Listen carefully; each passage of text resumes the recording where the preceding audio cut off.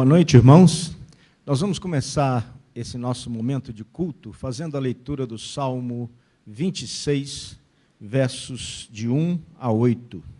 Salmo 26, versos de 1 a 8, diz assim: Fazei-me justiça, Senhor, pois tenho andado na minha integridade e confio no Senhor sem vacilar. Examina-me, Senhor, e prova-me. Sonda-me o coração e os pensamentos, pois a tua benignidade tenho-a perante os olhos, e tenho andado na tua verdade. Não me tenho assentado com homens falsos, e com os dissimuladores não me associo. Aborreço a súcia de malfeitores, e com os ímpios não me assento. Lavo as mãos na inocência, e assim andarei, Senhor, ao redor do teu altar, para entoar com voz alta os louvores e proclamar as tuas maravilhas todas. Eu amo, Senhor, a habitação de tua casa e o lugar onde tua glória assiste. Amém. Vamos todos orar. Senhor Deus, nós te somos gratos por mais esse tempo que o Senhor nos concede, no qual nós podemos te prestar culto, te adorar, te servir, ó Deus. Te adoramos, te reconhecemos o Senhor como nosso Deus. E agora, ó Pai, nós pedimos que o Senhor nos visite cada coração, cada lar, cada família que aqui agora reunida pode olhar para o Senhor e derramar o seu coração diante do teu altar. Que o Senhor possa, em cada momento desse culto, falar aos nossos corações, seja pela pregação, pelas orações, pelo compartilhar, pela comunhão. E que, ó Deus, o teu Espírito seja a única voz agora que possa ser ouvida. Nós te pedimos essas coisas agradecidos no nome de Jesus. Amém. O verso 7 diz: para entoar com voz alta os louvores e proclamar as tuas maravilhas todas. Então vamos fazer isso agora com o Rubão. Amém. Obrigado, irmão Walter. Que alegria mais uma vez, juntos louvarmos a Deus, né? E quantos motivos para louvar a Deus, né? Gratidão a Deus. E uma coisa importante no nosso culto, na nossa vida, é lembrar que Deus está conosco, Deus está aqui, Deus está aí com você. Então vamos cantar Deus está aqui.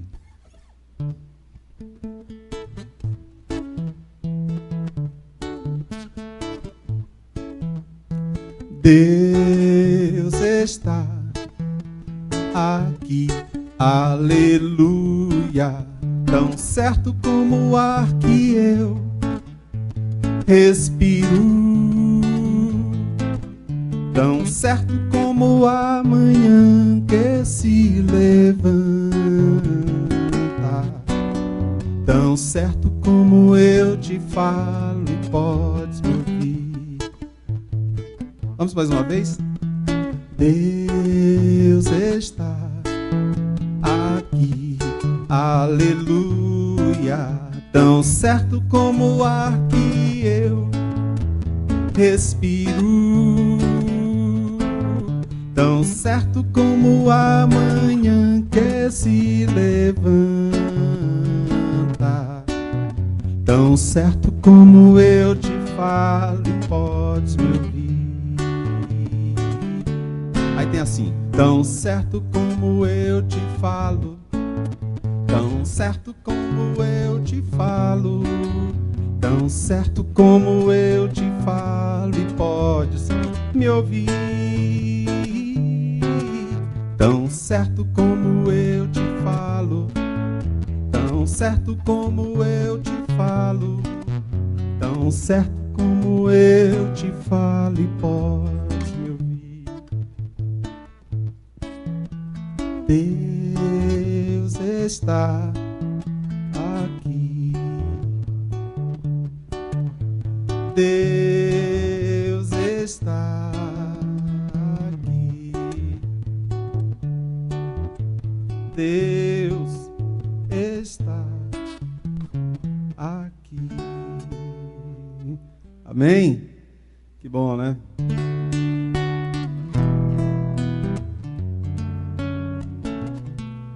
há um doce Espírito, e eu sei que é o Espírito de Deus. Há um doce Espírito aqui, e eu sei que é o Espírito de Deus. Já podemos todos perceber a presença de Jesus, o Salvador. Doce presença, presença santa, vem sobre nós, encher-nos com o teu poder, te adoraremos por tua presença aqui, e que renovará os nossos corações. Louvado seja o Senhor. Mais uma vez. Há um doce Espírito aqui, e eu sei que é o Espírito de Deus. Já podemos todos perceber a presença de Jesus, o Salvador. Doce presença, presença santa, vem sobre nós, encher-nos com o teu poder, te adoraremos por tua presença aqui, e que renovará os nossos corações. Louvado seja o Senhor, e que renovará os nossos corações. Louvado seja o Senhor. Louvado seja Deus. Amém. Obrigado, Rubão, pela nossa condução no tempo de louvor. Obrigado, Walter, também, por participar conosco. Hoje é um domingo muito especial para a vida dessa igreja. Nós estamos aqui reunidos porque queremos prestar culto a Deus, mas também trazemos nosso coração louvores, gratidão por tanta coisa boa que Ele tem feito entre nós, mesmo em tempos de pandemia. Pois é, hoje, no culto de hoje, nós receberemos alguns irmãos por transferência, vindos de outras comunidades, vindo de outras cidades, alguns deles. Receberemos também, a partir de hoje, alguns irmãos por batismo e profissão de fé. Serão 3 domingos seguidos. Hoje, nós teremos 2 batismos, no próximo domingo mais 2, e no terceiro domingo nós então receberemos crianças por batismo infantil. Quero trazer aqui, esses nomes foram apresentados, levados ao conselho, portanto já foram recebidos por meio de ata.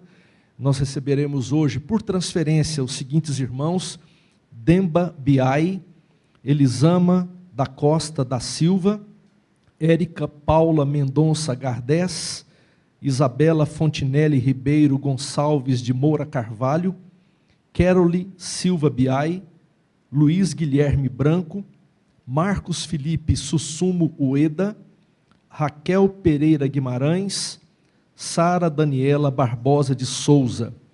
Esses são os que são recebidos hoje por meio de transferência. É claro, por causa do momento agora, eles não estarão presentes aqui no culto presencialmente, mas vocês poderão relembrar, se algum não se lembra deles, porque realmente vários desses irmãos chegaram no início desse ano, final do ano passado, e então talvez você não se lembre muito da fisionomia de todos eles. Então eles vão trazer uma saudação à igreja por meio de vídeo daqui a pouco, né? Mas nós também participaremos nesse momento tão especial agora, recebendo por batismo e profissão de fé 2 queridos irmãos, a Bárbara Cavalcante Rosa, que já participa e já frequenta a nossa igreja há um bom tempo, e também o Douglas, ou o Edward Douglas de Melo Pereira Júnior, que já está conosco também, imagino que há uns 2 anos, é isso, né, Douglas? Uns 2 anos que vocês, por aí. E a Elisama vai contar um pouco do testemunho, que é a noiva, vocês vão ver o vídeo, ela contando o testemunho de como foi que eles chegaram aqui na IPLN. Então, vamos nesse momento agora, agradecer ao Senhor pela recepção desses novos membros, e eles vão trazer uma saudação para a igreja. Vamos orar antes, porém. Obrigado, Senhor, pela misericórdia e graça do Senhor, que atua em nossa vida, atua na vida dessa comunidade. Nós te louvamos pela vida do Demba, da Elisama, da Érica, da Isabela, da Carole, do Luiz Guilherme, do Marcos, da Raquel e da Sara, teus filhos queridos que o Senhor atraiu para reunirem e se congregarem conosco. Oramos por eles. Obrigado porque o Senhor os trouxe aqui, e pedimos agora, clamamos que o Senhor use as suas vidas de maneira especial na vida dessa comunidade. Pedimos que o Senhor abrevie esse tempo do distanciamento, que em breve possamos estar todos reunidos aqui no culto presencial e usufruir desse convívio, dessa comunhão. Peço que o Senhor abençoe suas vidas, suas famílias, que o Senhor os guarde em nome de Jesus, e que eles venham somar força incrível aqui na vida dessa comunidade, tornando-a cada vez mais vigorosa e plena de vida. Abençoa os teus filhos e filhas. Te agradecemos por eles, em nome de Jesus. Amém. Vamos então assistir aí esse primeiro vídeo com a saudação de alguns desses irmãos, e logo depois teremos um segundo vídeo. Comecemos por esse primeiro grupo. Vamos lá.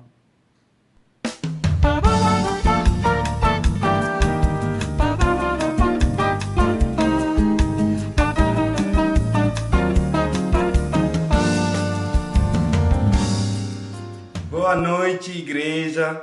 Sou Demba Biai, tenho 25 anos, sou senegalês guinense, venho da Igreja Presbiteriana do Senegal, sou casado com a Carole Silva Biai, sou seminarista da MID, estou me transferindo para a Igreja Presbiteriana do Lago Norte. Sou muito grato a Deus por poder fazer parte da família IPLN. Deus abençoe a todos. Graça e paz, irmãos, que Deus abençoe. Meu nome é Carole Silva Biai, sou casada com o Demba, tenho 25 anos e eu venho da Igreja Batista Seara, que fica em Coronel Fabriciano, Minas Gerais, a minha cidade natal. E é uma bênção estar aqui agora para fazer parte dessa família IPLN. Deus abençoe. Oi, gente, eu me chamo Elisama, venho da Igreja Batista Ebenezer e eu sempre tive um carinho muito grande pela Igreja Presbiteriana. E então, quando eu decidi procurar uma igreja com meu noivo, que nós dois gostássemos de frequentar juntos, a gente descobriu que tinha uma igreja presbiteriana perto de um lugar que a gente gosta de lanchar, e quando a gente entrou aí foi paixão à primeira vista.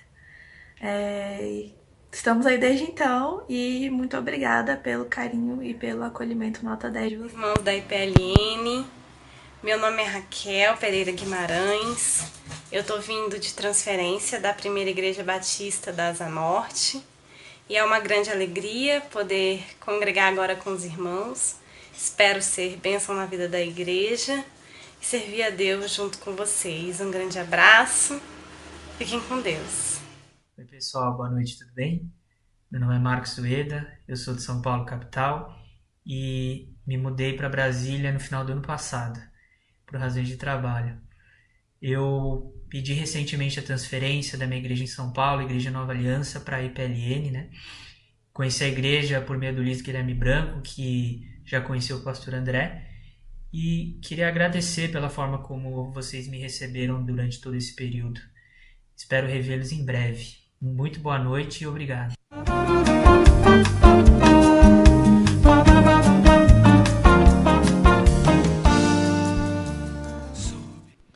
Bem, então estamos aqui com o conselho representado aí pelo Walter, pelo Rubão, pelo pastor André, por mim, né? Nós estamos aqui. E nós queremos então chamar aqui à frente os irmãos que serão batizados e farão profissão de fé. Peço para vir à frente Bárbara Cavalcante Rosa e Edward Douglas de Melo Pereira Júnior. Por favor, que venham aqui à frente e ocupem os seus lugares. Ótimo.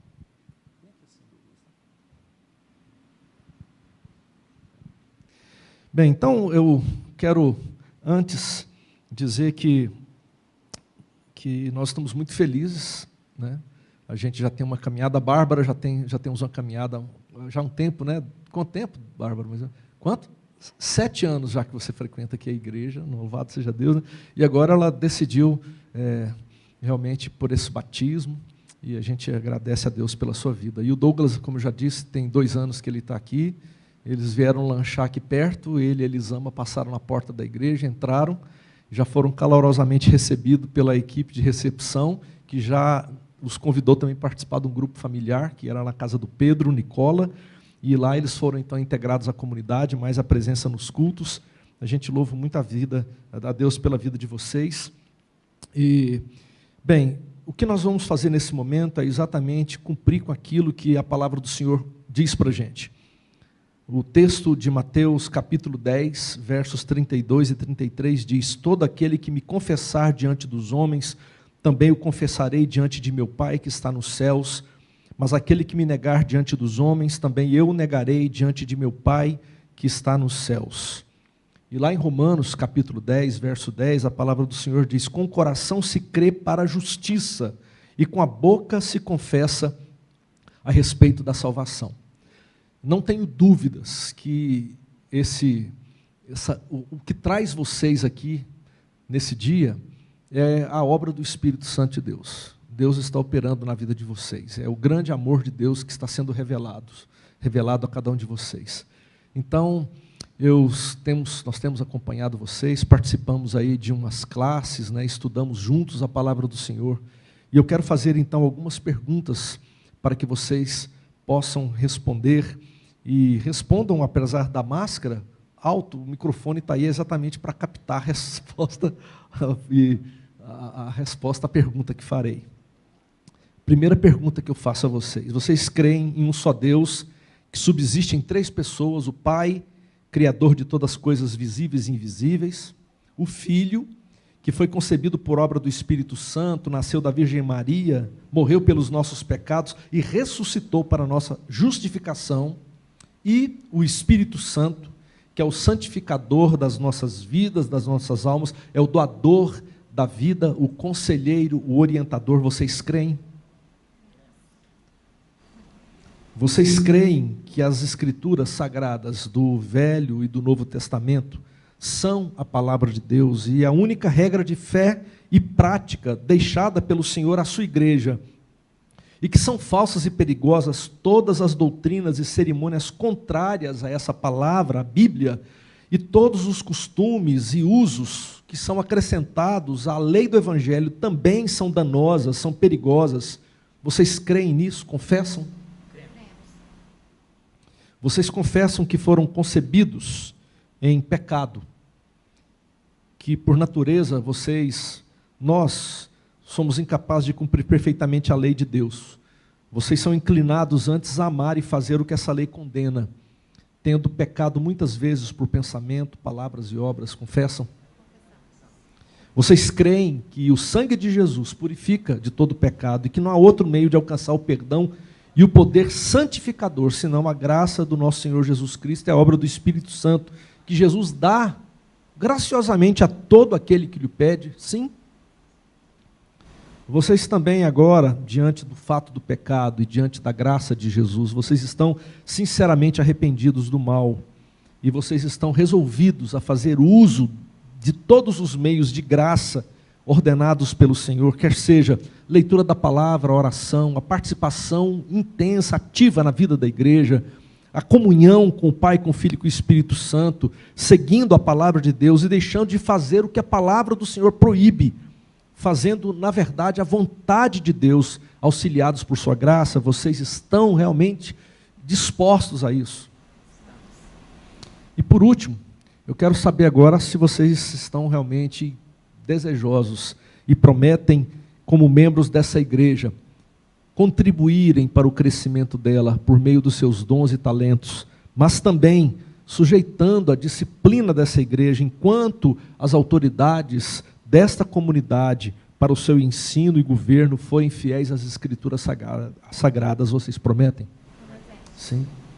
Então, com base nessas respostas, nós procederemos então com o batismo e a profissão de fé. E eu vou dividir esse tempo com o pastor André, e vou aqui me preparar, só um minutinho.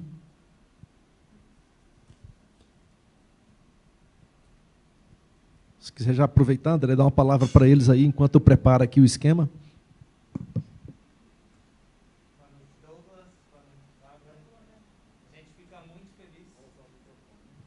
O microfone dele aqui. Tá, ele vai usar esse, tá? Boa noite. Pronto? Ok, pode falar. Douglas, Bárbara, a gente fica muito feliz nesse tempo. Quem é batizado para dentro de um corpo, para dentro de uma família que se chama pelo nome do Pai, do Filho, do Espírito Santo. Então, sintam-se abraçados por essa família. A gente queria que a família toda estivesse aqui para abraçar. A gente vai ter esse tempo e é um privilégio para a gente, uma alegria muito grande receber vocês como irmão e irmã em Cristo. Proceder o batismo então com Douglas.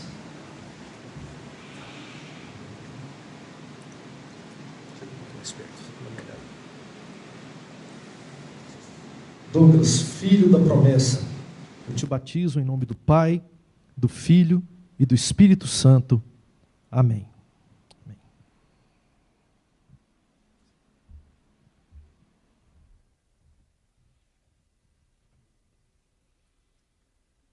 Bárbara, filha da promessa, eu te batizo em nome do Pai, do Filho e do Espírito Santo. Amém. Amém. Eu vou pedir para o presbítero Walter fazer uma oração, por favor. Pode colocar, Vitinho, para eles aqui, para o Walter fazer uma oração, por favor? E para que ele ore, o Walter vai orar. Aí. Para que ele ore, então, ao Senhor, agradecendo pela vida dos nossos irmãos. Senhor Deus, nós te somos gratos, ó Pai, por vermos a família do Senhor crescendo pela Tua graça, pelo Teu poder, pelo Teu amor. Te agradecemos porque sabemos que isso é resultado da obra do Teu Espírito na vida da Tua igreja e na vida de cada irmão que aqui soma esforços para o serviço, ó Deus. Te agradecemos em especial por esse momento, por esses irmãos que agora vêm se juntar ao trabalho dessa igreja local e se juntam também à igreja de Cristo como um todo, professando por meio do batismo, ó Pai, a crença de que eles querem e desejam e fazem agora um pacto com o Senhor por meio do Teu Espírito. Pedimos especialmente a Tua bênção sobre a vida do Douglas, da Bárbara, para que de fato eles possam se sentir integrados aqui no nosso meio. Derrama as Tuas bênçãos sobre a Tua igreja, sobre o Teu povo e sobre os nossos irmãos queridos. Oramos agradecidos no nome de Jesus. Amém. Amém. Então agora nós vamos assistir o segundo vídeo. E esse segundo vídeo vai nos apresentar aí mais alguns irmãos que estão sendo recebidos por meio de transferência.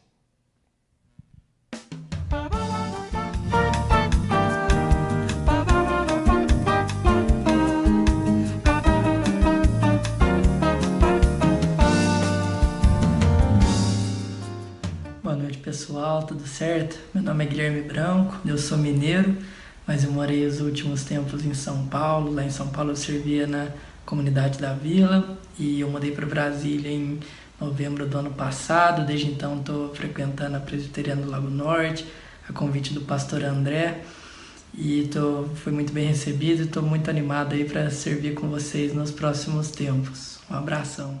Boa noite, igreja. Meu nome é Sara Souza, Eu fui da igreja presbiteriana durante muitos anos, desde a minha infância, e há algum tempo eu não frequentava nenhuma igreja, e conheci a IPLN por meio do Pato, gostei muito. Em seguida levei meu filho tem 10 anos, é o Thor, e ele também gostou. E a gente pretende ficar com vocês, fazer parte desse corpo. Espero que sejamos muito felizes aí. Boa noite, meu nome é Isabela Moura, esse aqui é meu filho João Pedro. Eu venho da Igreja Nazareno Central e depois de 2 anos de PLN, hoje finalmente estou sendo recebida como membro aqui. Para mim é um privilégio estar congregando aqui com vocês e eu só tenho a agradecer a Deus. E a tantos amigos que eu fiz aqui, está sendo uma bênção na minha vida e eu espero que eu possa ser também canal de bênção na vida de muitas pessoas. Um beijo, tô com saudade. Tchau! Pessoal, meu nome é Érica Gardés, falo aqui da Gardés, Capitolândia. Vim da Igreja Cristã Evangélica de Brasília, ICEB. Como eu me mudei para 716 Norte e estava em busca de um lugar legal para congregar, meu intuito era visitar todas as igrejas da quadra. Porém, eu fui tão bem recebida por vocês que eu não tive vontade de conhecer igreja alguma. E aqui estou. Vai fazer mais ou menos 1 ano. E a minha vida, eu estava passando por muitos desafios, não estava passando uma maré muito boa. Agora eu posso ver o agir e o mover de Deus na minha vida. Eu agradeço a cada um de vocês. Agradeço a família IPLN. Muito obrigada por me receberem.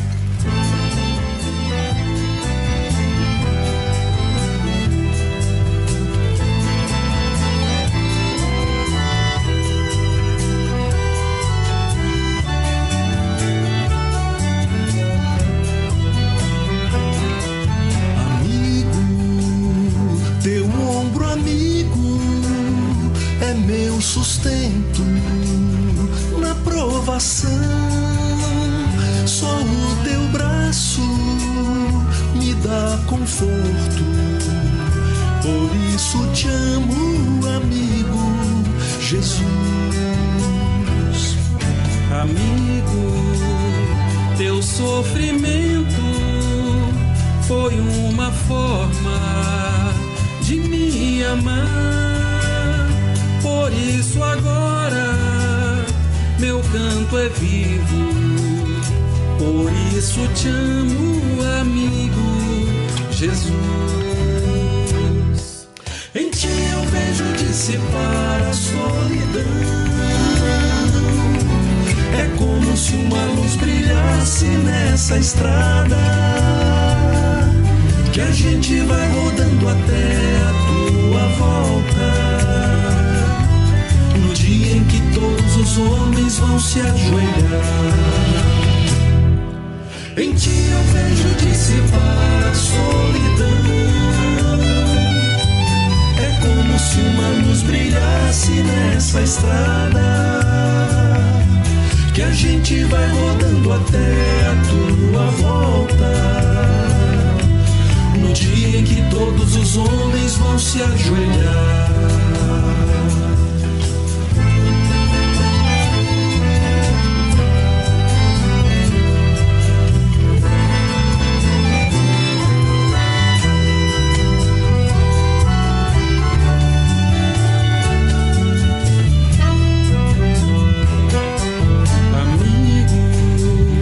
Teu sofrimento foi uma forma de me amar.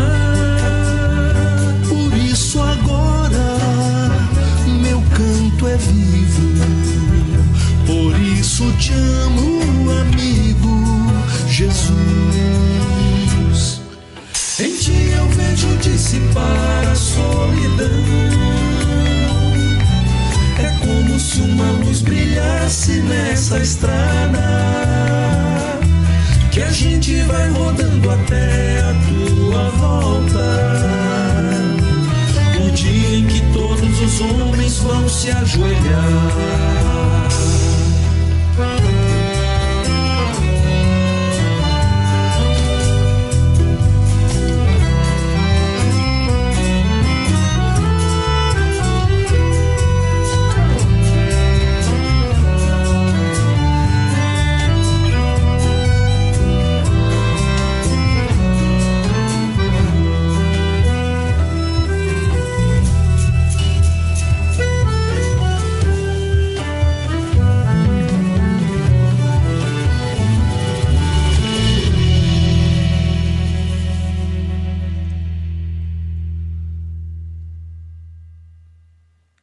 Boa noite, irmãos, graça e paz.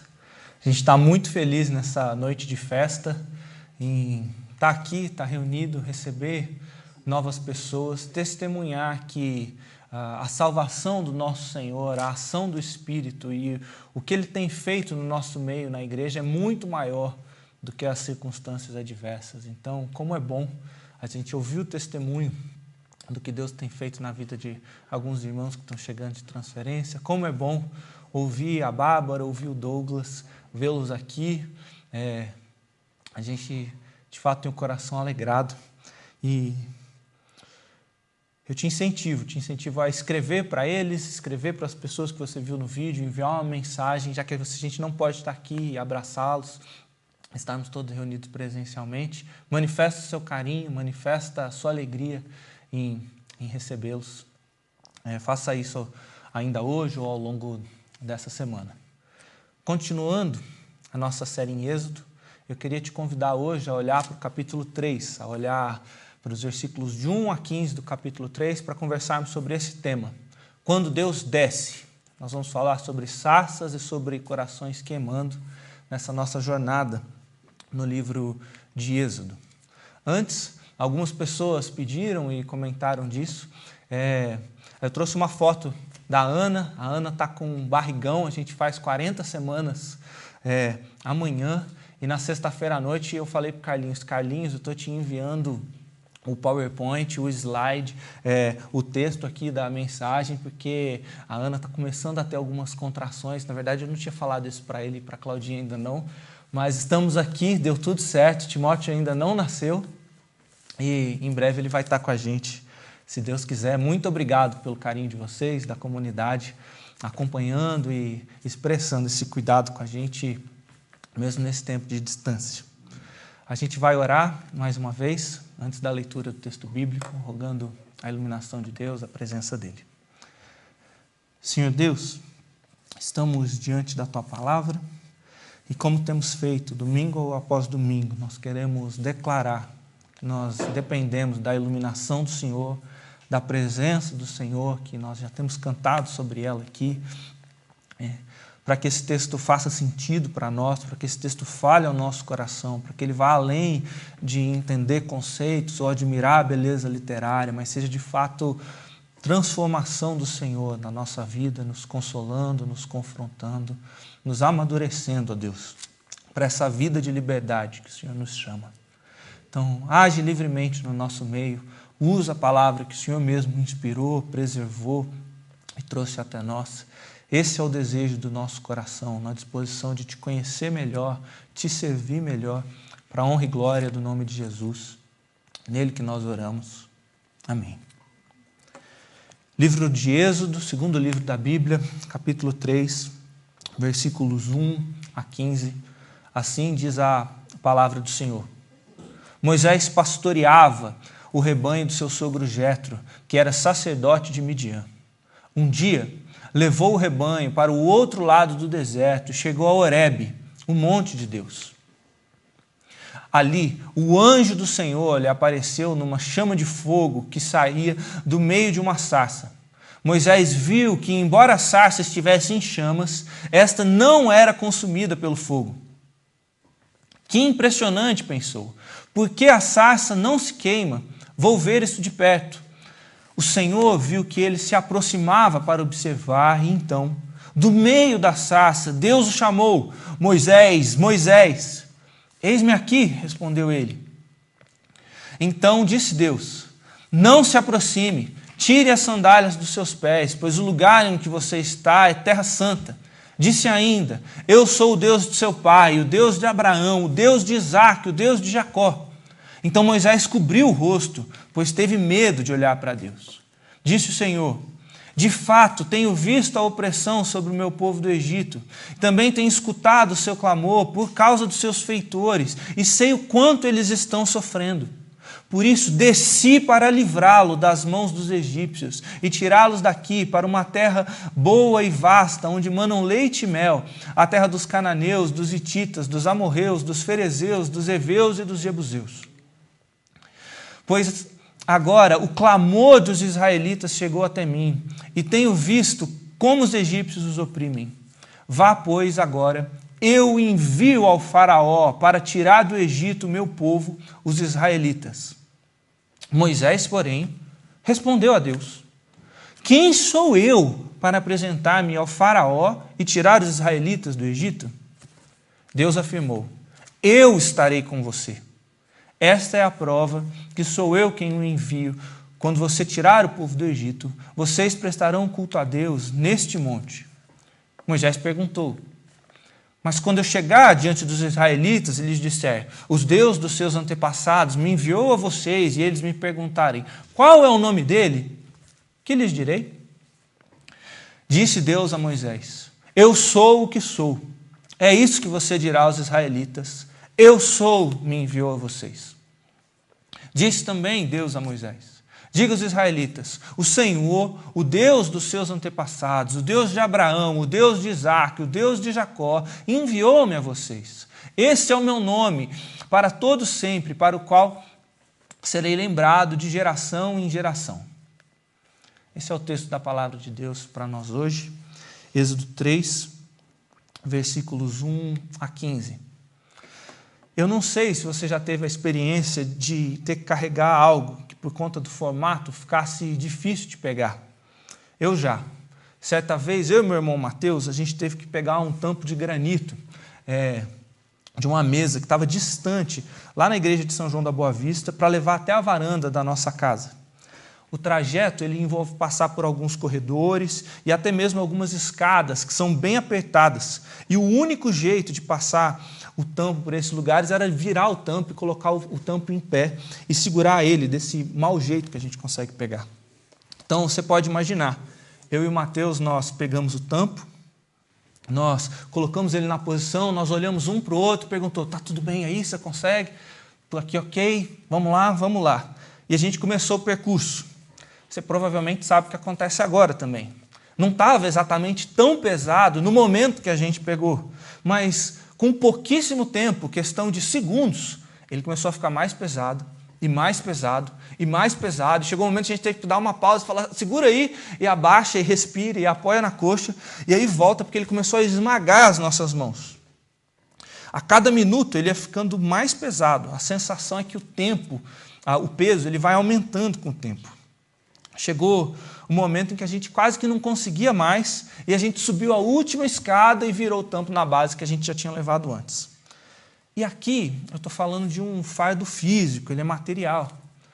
Talvez seja ainda mais difícil quando a gente está falando de fardos emocionais, quando a gente está falando de cargas que a gente traz há muito tempo, ou de experiências existenciais, espirituais.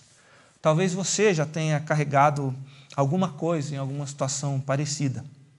A dor é tanta que a gente tem que parar, que a gente tem que respirar, que a gente tem que tentar encontrar algum tipo de alívio. Eu e meu irmão, a gente teve nesse dia. A gente parou e apanhou esse tampo na perna. Mas a gente estava carregando esse fardo por livre e espontânea vontade, para fazer uma atividade lá em casa. O complicado é quando a gente não está carregando o fardo por opinião, por opção, mas sim por imposição. E essa que é a realidade do nosso texto. Israel está debaixo de pesados fardos. Israel foi submetida à escravidão no Egito. Os professores de pregação, eles não recomendam muito que a gente comente sobre as línguas originais ou sobre as técnicas para montar um sermão. Eles dizem que se a gente fosse comparar com a alimentação, a gente não deve levar as panelas sujas para a mesa de jantar, a gente deve servir o prato já devidamente arrumado, já bonitinho ali para a apresentação. Mas a gente vive na sociedade que admira o MasterChef, né? Então, eu queria que você olhasse para essa imagem, ou que depois do culto você voltasse, você printasse ou enviasse um WhatsApp, porque essa estrutura é muito legal para você seguir no seu devocional, ela pode se aplicar a qualquer texto. A gente vai olhar para o texto hoje em 4 movimentos. Os 2 primeiros movimentos falam do problema. A gente vai ver o problema no mundo bíblico e o problema do mundo atual. E a pergunta aqui para nós é: qual é o pecado? Ou quais são os efeitos do pecado que aparecem nesse texto? Como que eles se manifestam na realidade do texto e na nossa realidade? Depois a gente vai ter mais 2 movimentos. A gente vai falar da graça do mundo bíblico e da graça no mundo atual. E as perguntas aqui o que Deus está fazendo para solucionar o problema? Não nós, não Moisés, não o povo de Israel. O que Deus está fazendo? A graça expressa o que Deus faz. E como que Deus está nos chamando a participar do que Ele está fazendo. Problema no mundo bíblico, problema no mundo atual, graça no mundo bíblico, graça no mundo atual. Porque a Bíblia fala de verdades atemporais, verdades eternas. Esse é um raciocínio que vale a pena você explorar. Porque a natureza pecadora da humanidade continua a mesma, mas porque Deus também é o mesmo ontem, hoje e sempre, você pode procurar, lançar essas perguntas no seu devocional, em oração, para que Deus fale com você. Ao longo desses movimentos, eu vou fazer 3 perguntas. E são essas 3 perguntas que eu quero que você fique atento para a gente buscar as aplicações para nós hoje. Então, vamos voltar para a realidade do nosso texto. Israel está debaixo de fardos pesados. Israel foi submetida à escravidão do Egito. Há cerca de 3.600 anos, os descendentes de Abraão saíram de Canaã e foram para o Egito. Eles são chamados de israelitas. A gente leu a história dos patriarcas no livro de Gênesis. O livro de Gênesis nos fala de como eles vieram de Canaã para o Egito em festa, convidados pelo faraó. Agora eles têm comida, uma boa terra, eles são bem cuidados. Eles cresceram e se multiplicaram, eles se tornaram um povo numeroso e o faraó invejou a força, o poderio, a quantidade de israelitas. Como o pastor Carlinhos expôs na semana passada, o início do livro do Êxodo mostra que esse tempo privilegiado passou. Um novo faraó está no poder, uma nova dinastia. O faraó olha para o vigor, para o tamanho, para a força desse povo e teme, e começa a impor trabalhos, impor leis cruéis, impor maquinações políticas, militares, para suprimir esse povo, inclusive promovendo o genocídio das crianças israelitas. Você pode ler Êxodo 1 e 2 e acompanhar isso. Então esse povo, o livro de Êxodo vai narrar a saída, esse é o significado do termo Êxodo, do povo do Egito até o Monte Sinai, quando eles vão receber a palavra de Deus, vai ser estabelecida a aliança com Deus no momento que nós chamamos da revelação dos 10 mandamentos. É nesse monte, o Monte Horebe, o Monte Sinai, que o texto que nós lemos acontece. Moisés está no deserto, ele se encontra no Monte Horebe. Qual que é a situação no Egito? Como a gente viu semana passada, eles construíram cidades celeiros, Pitom, Ramsés. Eles continuam crescendo, mas o Egito ele oprime o povo, coloca cada vez mais trabalho sobre ele, cada vez tarefas mais árduas. O Egito começa a agir de forma desumana, chegando a ordenar a matança das crianças, os meninos do povo hebreu, para que eles não cresçam mais. O livro de Êxodo chega a dizer que a vida dele se tornou amarga. Você já sentiu que a sua vida, a sua realidade, o seu cotidiano estava amargo? É essa expressão que o texto de Êxodo usa para a vida dos hebreus. Eles estavam sujeitos a uma cruel escravidão, porque o Egito oprimia o povo de Deus. Agora imagina comigo o que era ser um hebreu. Vamos imaginar, por exemplo, Esrom, um hebreu, um homem do povo.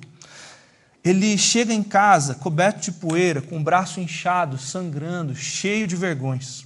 Raquel, a sua filhinha pequena, desesperada, ela vem e pergunta: o que aconteceu, papai?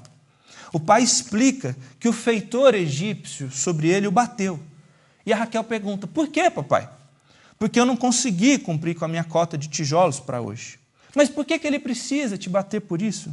é que se ele não me bater, é ele quem vai ser açoitado pelo supervisor dele. E se o supervisor dele não alcançar a cota, a meta, ele que vai ser vai apanhar do próximo supervisor. E assim por diante, filhinha. Ao longo de toda uma cadeia de comando, até chegar ao faraó e à sua corte, uns poucos privilegiados que podem desfrutar de conforto.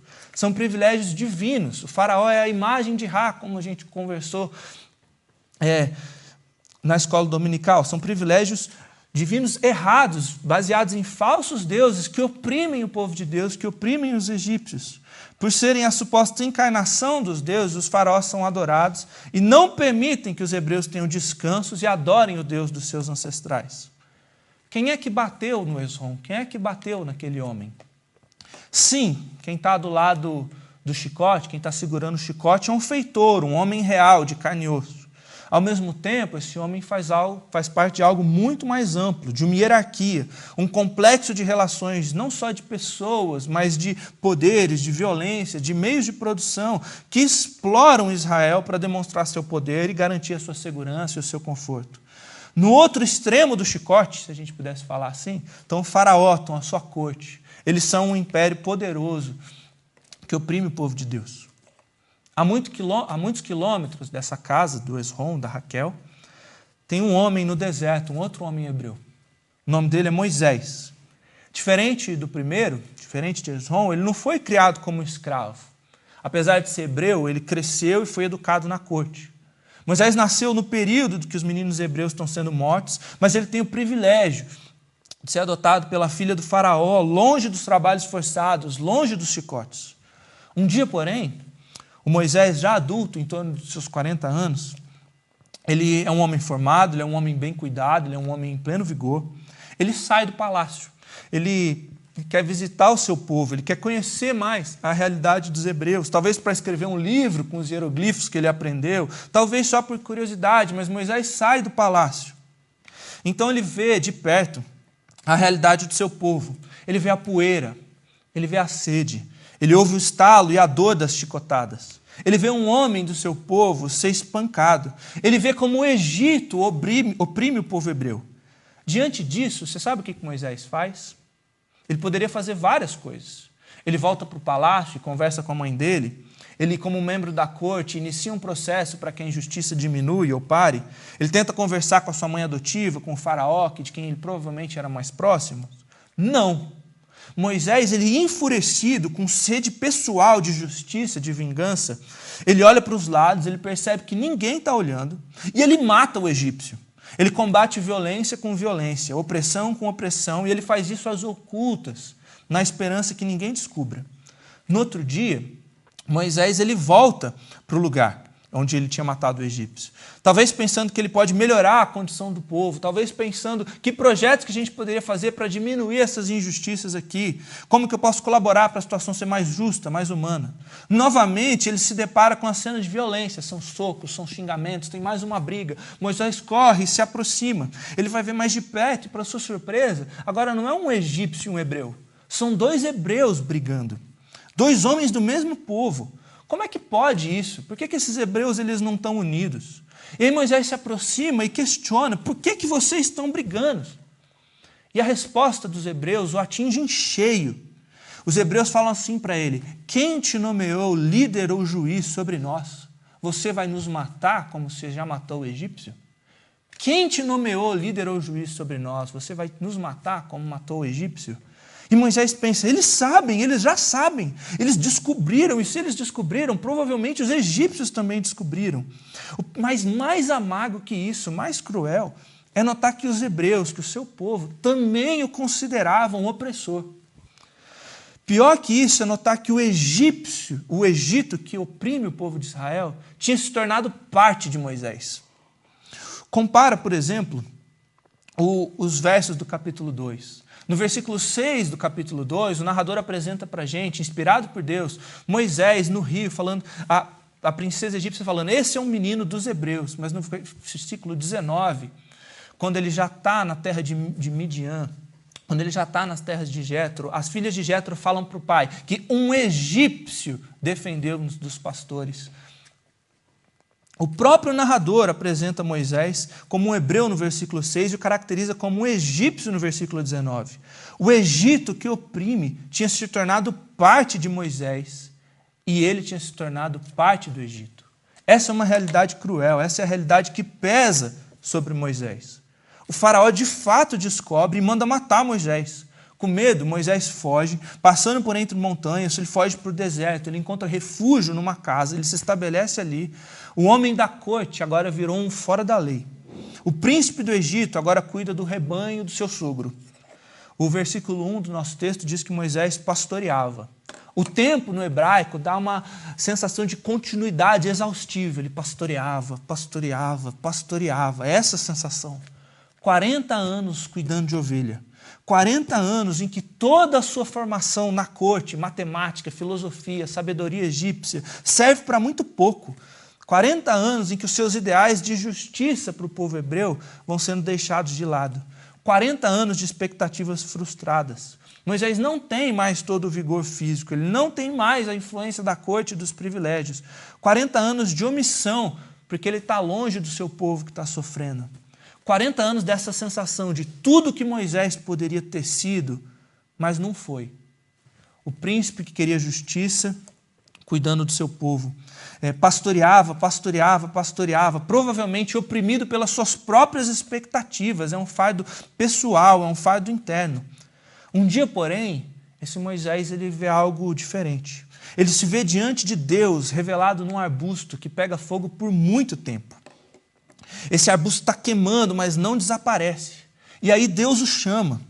Diante da santidade de Deus, Moisés ele fica consciente do seu pecado e com medo Moisés esconde o rosto, como a gente pode ver nessa gravura. Moisés está consciente da sua omissão diante do sofrimento de seus irmãos nos 40 anos no deserto. Moisés está consciente do seu assassinato contra o feitor egípcio. Moisés está consciente que ele quis resolver a ação por si mesmo, não participando de Deus, agindo de acordo com o caráter de Deus. Moisés está consciente que ele acabou se tornando opressor também, consciente do seu pecado e da vergonha que o seu pecado traz.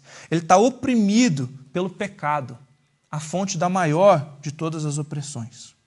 Moisés sabe que diante da santidade de Deus, não é a sarça que tem que queimar, não é a sarça que tem que ser consumida, é ele que tem que ser consumido, porque ele se tornou parte do Egito e o Egito se tornou parte de Moisés. Essa é a primeira pergunta para nós hoje. Por que Moisés não é consumido? Por que Moisés não é consumido, sendo tão pecador, participando de um sistema opressor, sendo oprimido por ele mesmo e pela própria realidade da sua história? Porque a natureza humana, contaminada pelo pecado, sempre vai tender para o mal. Das estruturas de governo, como o Egito que oprime, ao nível pessoal, como atingiu Moisés. Moisés oprime, às vezes, a si mesmo. E se é essa a natureza humana, será que ela continua se manifestando hoje? Você já se sentiu oprimido? Você se sente oprimido? Essa pressão de tudo que você poderia ter sido e não foi, uma frustração com a sua história? Será que algum de nós, como Moisés, será que a gente já se tornou opressor? Será que isso é realidade ainda hoje? Sim. A opressão, ela continua hoje.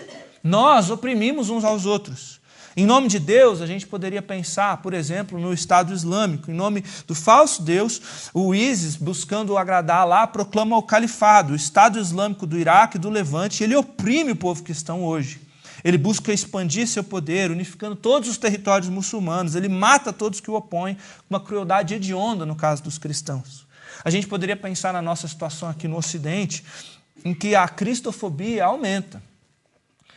E é claro que os escândalos que apareceram essa semana não ajudam em nada, né? Mas esses escândalos que envolvem pastores, ou a causa LGBT, ou um espírito cético, academicista das universidades, tem um prazer em debochar da fé.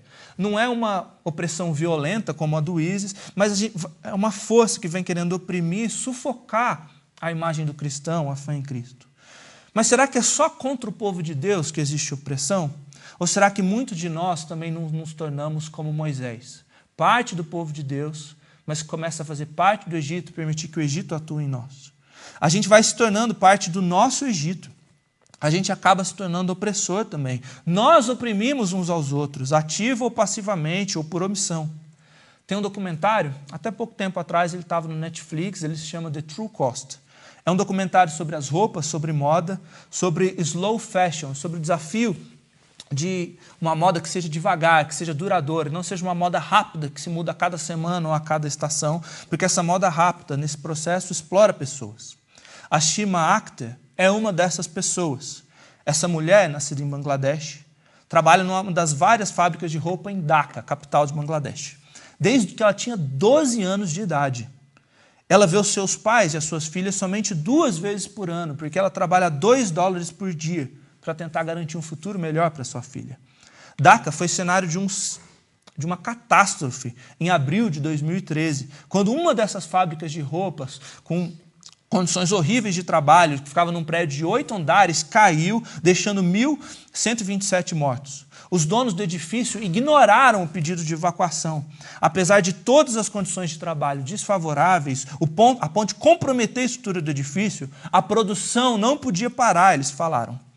Os donos da empresa não podiam parar de produzir. O Arif Jektib, que aparece no documentário, é um dos donos dessas fábricas. Ele explica como a pressão do mercado ocidental, feita pelas grandes marcas, cria dificuldades para eles melhorarem as condições de trabalho. As marcas do Ocidente pedem preços cada vez mais baratos para conseguir concorrer no capitalismo daqui. E sem repassar essas dificuldades, esse corte de custos para os funcionários, o negócio se torna inviável, a fábrica quebra e, além dele, todos os funcionários vão ser demitidos. Então, ele tem que fazer as coisas mais difíceis para os trabalhadores. É assim que a coisa funciona, ele explica. E assim, nessa cadeia de relações muito parecidas com aquela do Egito, até os grandes empresários com milhões conseguem controlar as leis trabalhistas em países subdesenvolvidos, como é em Bangladesh. A gente poderia se perguntar, quem que é o responsável pelo desabamento desse prédio? Quem que está do outro lado do chicote? Sim, segurando o chicote, talvez estejam homens como o Arif, dono da fábrica local. Mas quem que está no outro extremo do chicote? São os executivos das grandes marcas que precisam aumentar o lucro da sua empresa? Ou quem sabe, num nível mais extremo, estamos muitos de nós, quando a gente está cego para a nossa cultura de consumo e não tem ideia de como esses produtos foram feitos, que custo social está embutido no valor da etiqueta. A gente engole essa realidade passivamente e muitas vezes, como Moisés, a gente se torna parte desse sistema. Nós oprimimos uns aos outros, talvez até mesmo por omissão. E como esse ano tem falado para a gente disso? Como é que a gente fica tranquilo com certas relações de trabalho, como as que foram protestadas, né, no break dos apps? O Galo, um dos entregadores que mobilizou os protestos, ele falou que é tortura passar fome carregando comida nas costas para entregar. Essa é a condição de muitos dos entregadores. Ou como que a gente não fala de opressão, de injustiças sistêmicas, quando a gente está no ano em que a gente se pergunta quem é que matou o João Pedro em São Gonçalo, no dia 18 de maio?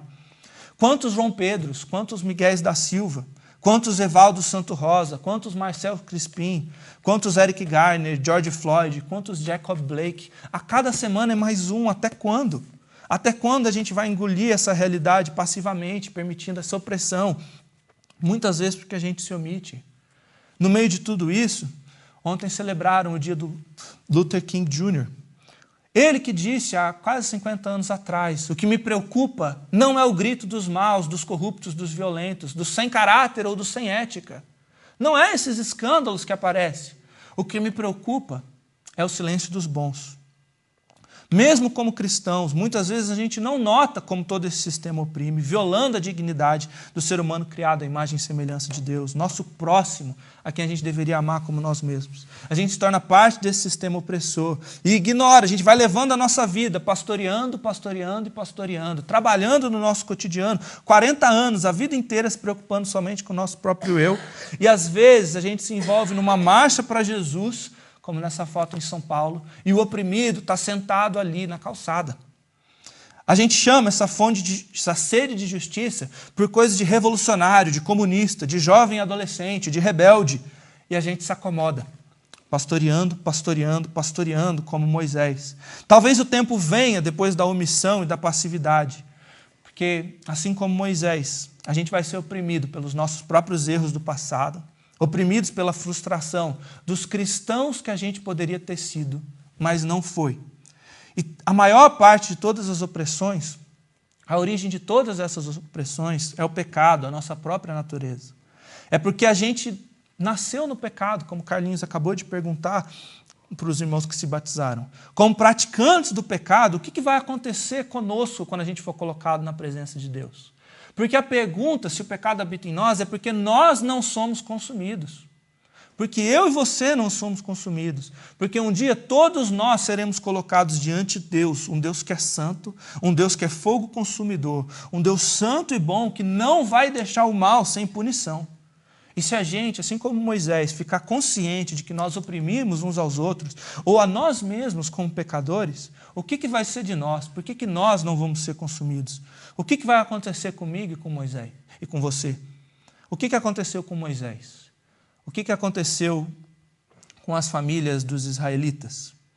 Vamos voltar para o nosso texto. Vamos perceber a graça de Deus agindo aqui. Vamos imaginar aquela casa de novo. A Raquel, a menina israelita, continua na sua casa. Ela continua fazendo as perguntas para o Isrom, seu pai. Não só sobre os ferimentos dele ou como as coisas funcionam no Egito. Não. Ela pergunta pela história do povo. Como e quando eles vieram para o Egito? Onde nós estávamos antes? Mas e antes disso? E o pai conta as histórias que a gente ouviu aqui. O pai conta as histórias que formam o nosso livro de Gênesis, sobre o Éden, sobre a rebelião de Adão. Conta sobre a violência que começava a passar por entre irmãos, Caim, Abel, Noé. O pai chega num ponto específico da história. O pai chega na Torre de Babel. Os homens na Torre de Babel, eles querem fazer o seu nome famoso, o seu nome célebre. E eles estão construindo uma torre. Você sabe o que eles usam para construir essa torre? Tijolos. Tijolos queimados. O Rob Bell, no seu livro Jesus Quer Salvar os Cristãos, ele comenta esse texto e ele diz que os escravos no Egito, forçados a fabricar esses tijolos de barro, eles entendem a história da Torre de Babel. A história da Torre de Babel traz esperança para eles. Quando o povo de Babel está no império cruel, que obriga os homens a queimar tijolos para fazer o seu nome célebre, Deus desce, Deus frustra os planos desses homens poderosos. É provável que, ao se lembrar da história da Torre de Babel, os israelitas pensassem: nós sabemos o que acontece quando pessoas começam a construir impérios com tijolos.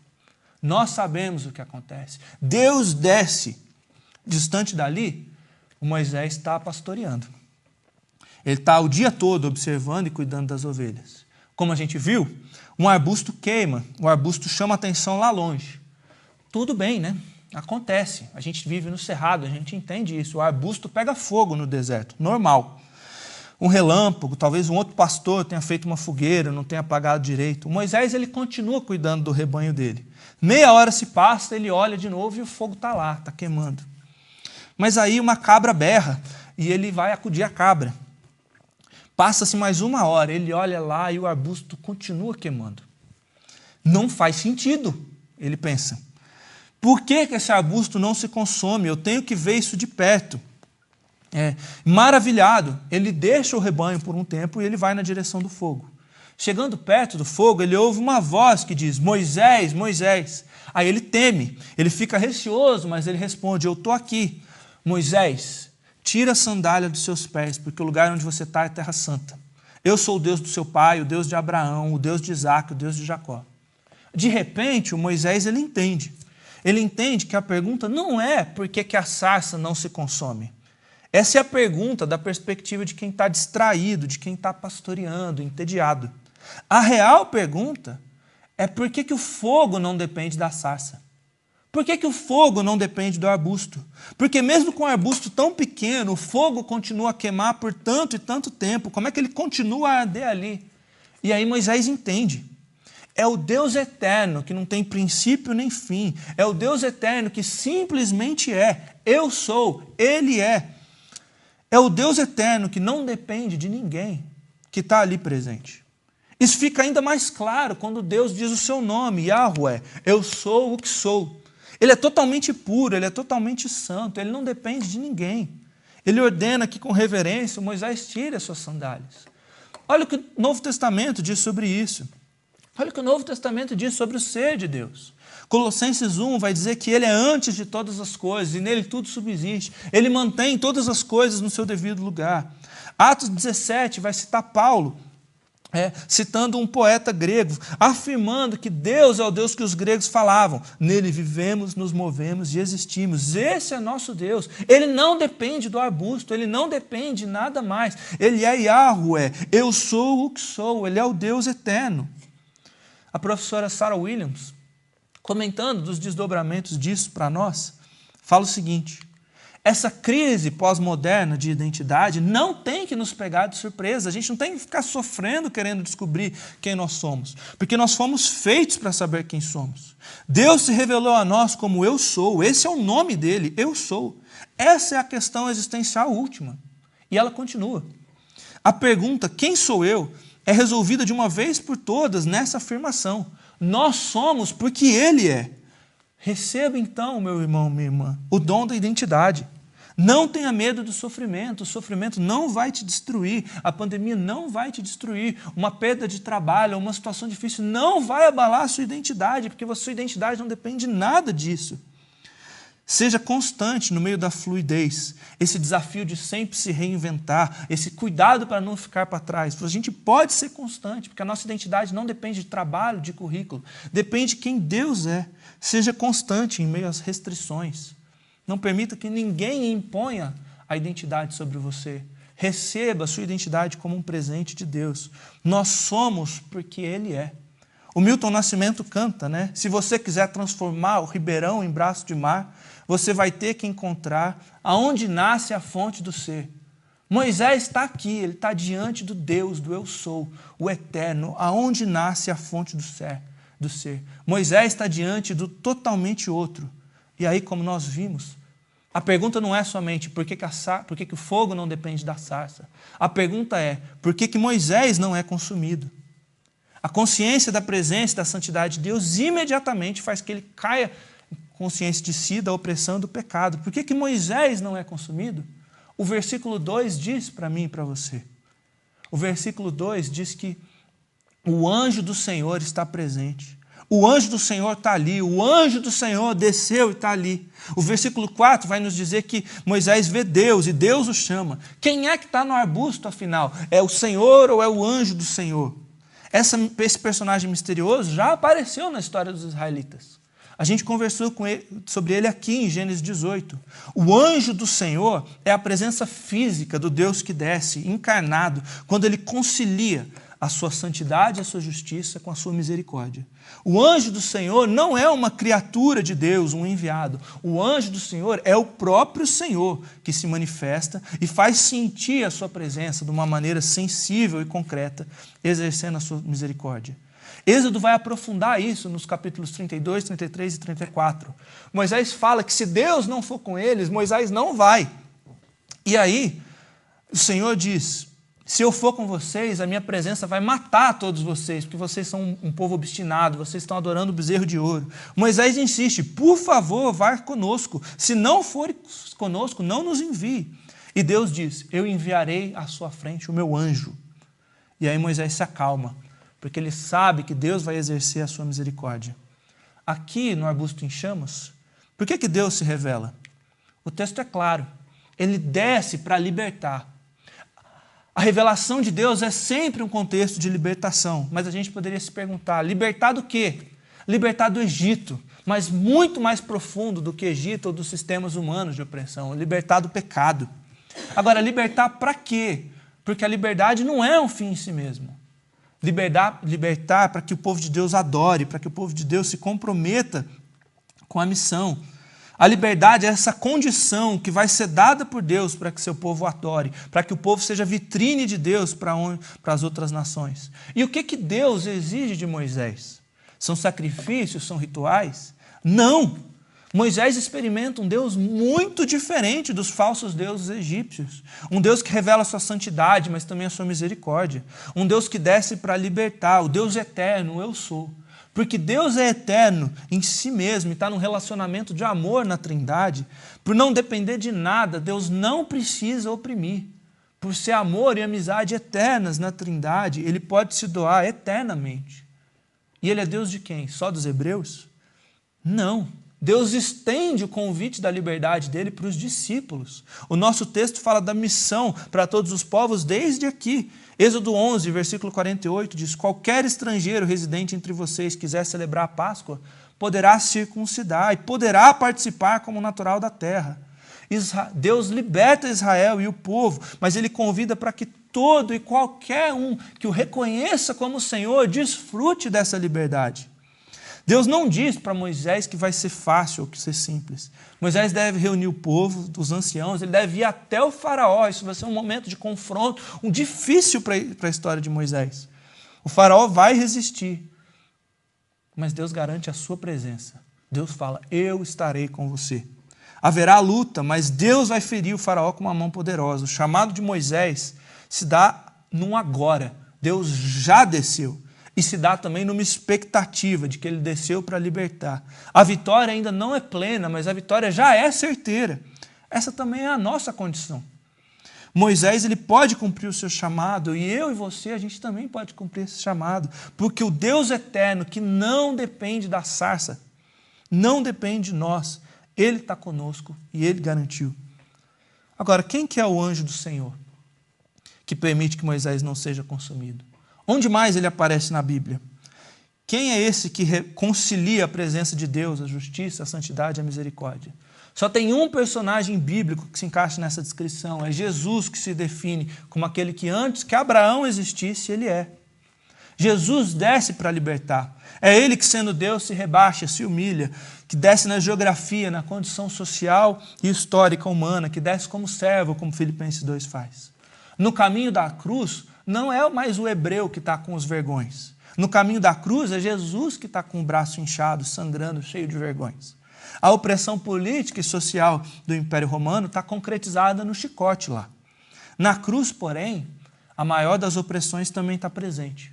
O peso do pecado, o peso da separação entre o homem e Deus, o fardo que nos torna escravos de nós mesmos, das nossas vontades, desde o nascimento. E Jesus escolhe livremente carregar por mim e por você. Na cruz, ele desce para nos libertar. Os escravos que nasceram cativos no pecado, da opressão, agora têm um libertador. Na cruz, Jesus é o anjo do Senhor, a presença de Deus concilia justiça, santidade e misericórdia. Na cruz, Jesus ele é o povo sendo oprimido. Na cruz, Jesus também é Moisés, o instrumento de Deus para a libertação. É pelo fato de que nós estamos unidos a Cristo na cruz, que nós não somos consumidos, que Moisés não é consumido. E ressuscitado por não ter conhecido o pecado, o nosso libertador, ele recebe toda a autoridade no céu e na terra. Ele é o Rei justo, santo e misericordioso que reina, e nós somos os que submetem ao seu governo.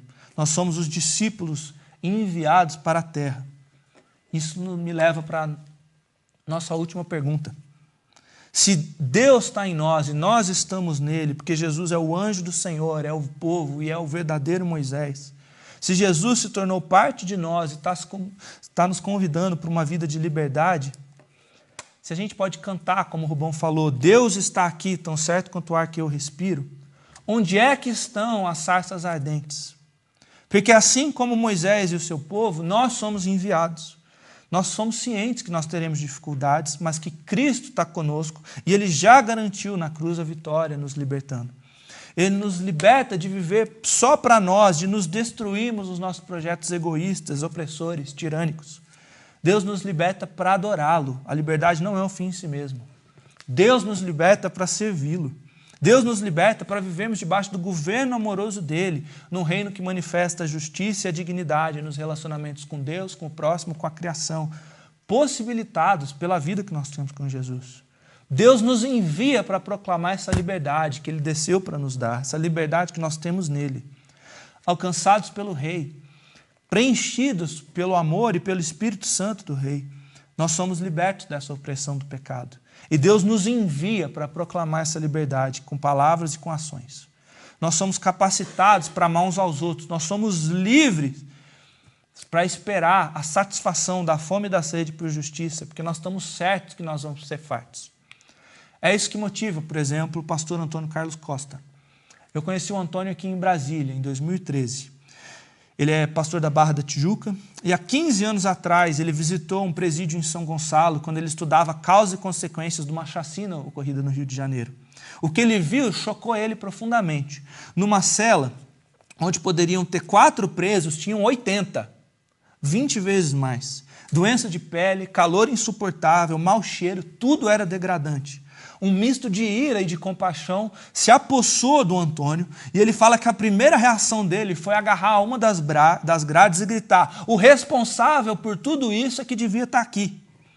Mas ele não buscou resolver a questão por violência.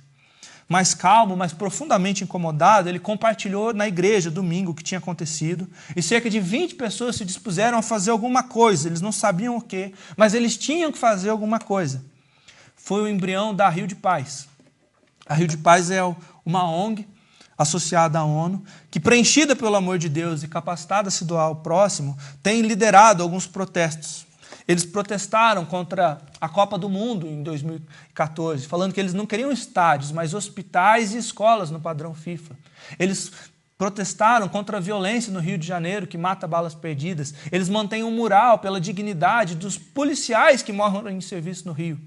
Eles protestaram recentemente pedindo compaixão e organização na ação, na luta contra o coronavírus, quando a gente chegou a 100 mil mortos. Deus nos envia para proclamar a liberdade dele, a lutar por justiça, porque ele é a nossa justiça. E a gente pode se apaixonar por ações como a do Antônio Carlos, que ressoam causas sociais em nós, mas eu preciso perguntar, e no nível pessoal, como que você tem experimentado a liberdade de Cristo? Não querendo impor a justiça de Deus para todos, mas você experimentado.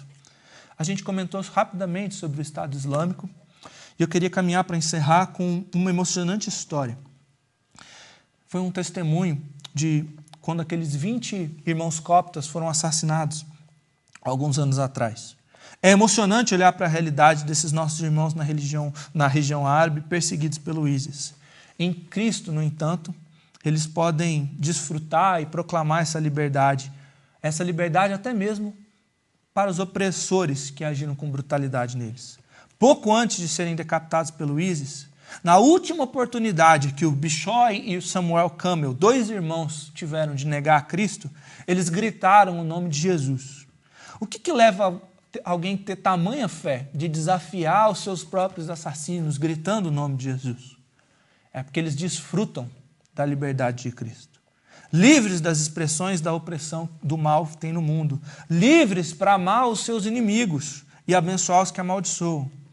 Alguns dias depois, uma TV teve a oportunidade de entrevistar o Beshi, irmão do Bishoy e do Samuel, que tinham sido executados. Irmão dos mártires. E aí ele diz o seguinte, abre aspas: hoje eu conversava com a minha mãe sobre o que ela faria se ela visse um membro do ISIS, um dos assassinos dos seus filhos, na rua. Ela respondeu que os convidaria para entrar em sua casa, agradeceria a oportunidade de seus filhos testemunharem sua fé para o mundo, pediria a Deus que abrisse os olhos dele, para que ele fosse salvo, para que ela abandonasse a sua ignorância a respeito do Deus verdadeiro, que abandonasse os ensinamentos errados que eles seguem.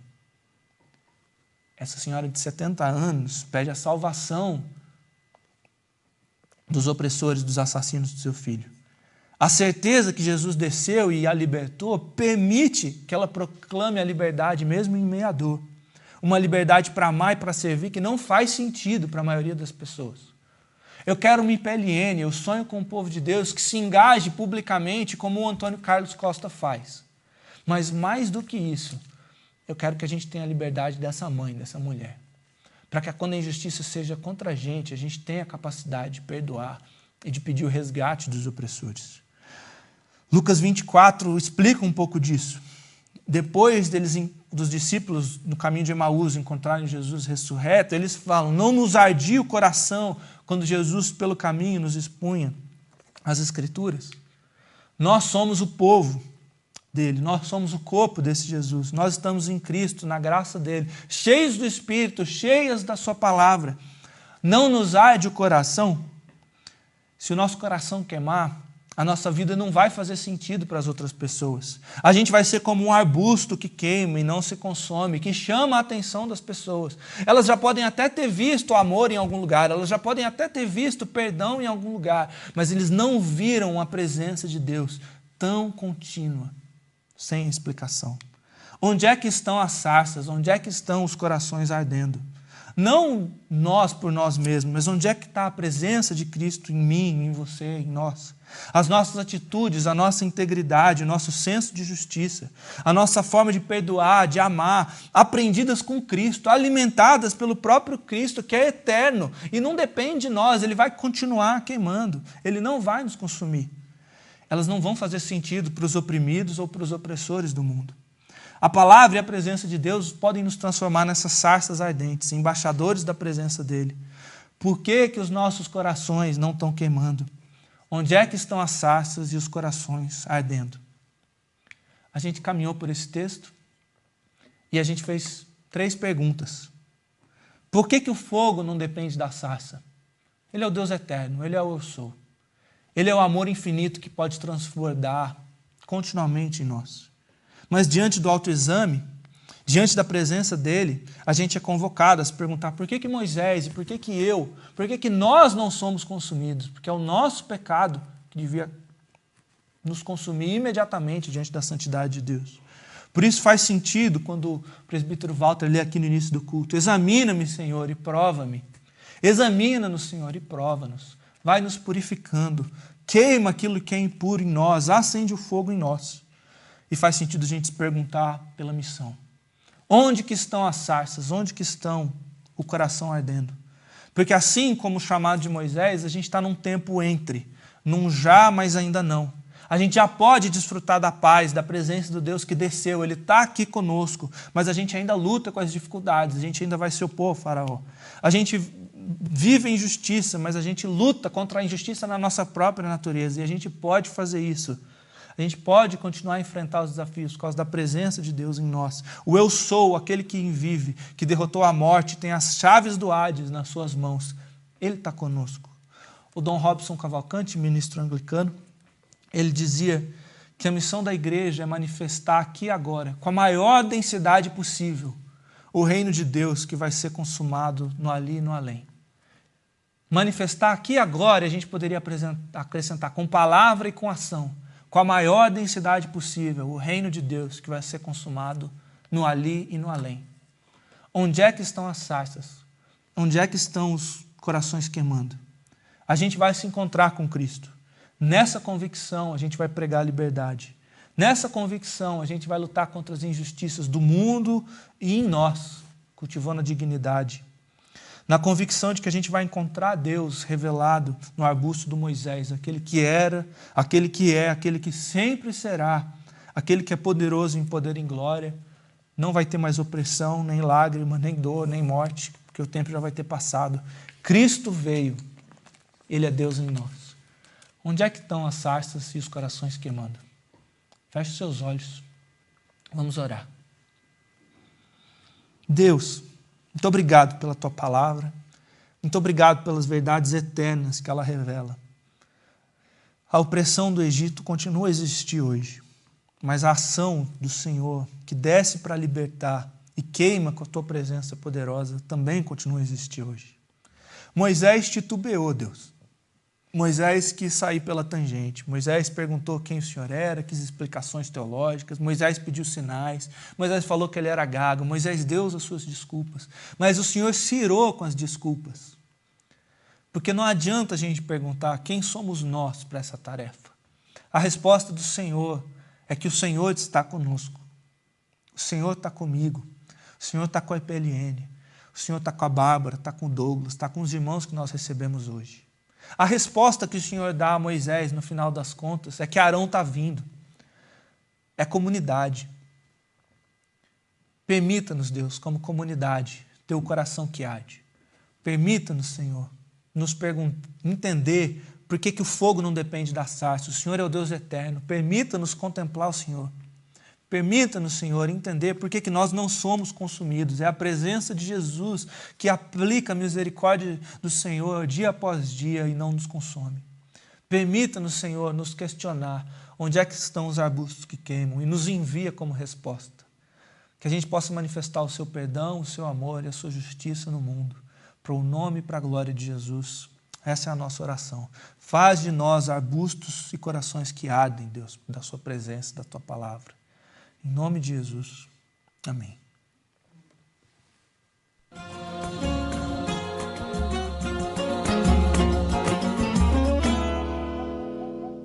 Gente, a igreja decidiu manter os cultos de forma online para evitar aglomerações. Todas as pregações durante a pandemia estão no YouTube da igreja e as últimas já com tradução em Libras. Se você tiver de ir à IPLN, a igreja fica aberta às terças e às quintas pela manhã, mas antes agende a sua visita com o Rubão. E a partir desse domingo, a igreja recebe novos membros por batismo, profissão de fé e transferência.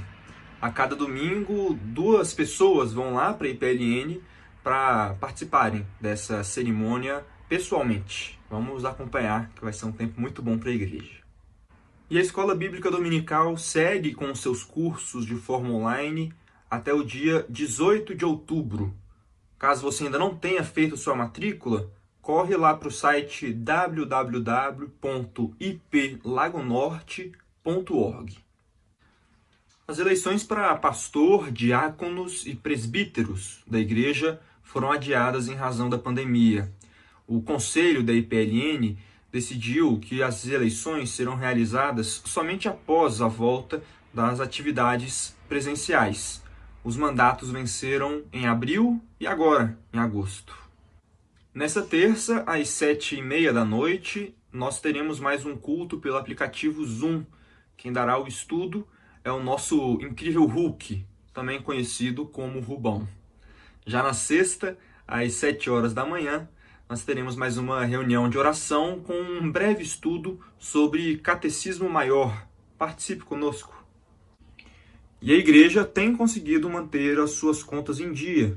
Vamos continuar sendo fiéis na transferência dos dízimos e das ofertas para que a igreja consiga passar por esse tempo tão complicado, conseguindo manter a sua estrutura, os salários e também a transferência para os missionários. E eu não sei se vocês sabem, mas eu acho que esse momento aqui é muito adequado para fazer essa propaganda. A minha mãe, a dona Cláudia, ela tem aproveitado essa quarentena para investir naqueles estudos e na produção de bichinhos, de coisas com crochê. Esse aqui é o último trabalho dela, veja só. Olha que coisa maravilhosa. Esses 2 bebês ela fez nessa última semana, ficaram lindos. O com cabelo mais... o com cabelo, né? Não com cabelo maior, é o mais caro, mas fica lindo, né? Acho que vale muito a pena. Se vocês quiserem encomendar alguma dessas maravilhas, basta entrar em contato comigo ou mesmo diretamente com a dona Cláudia. Boa noite e boa semana para todos.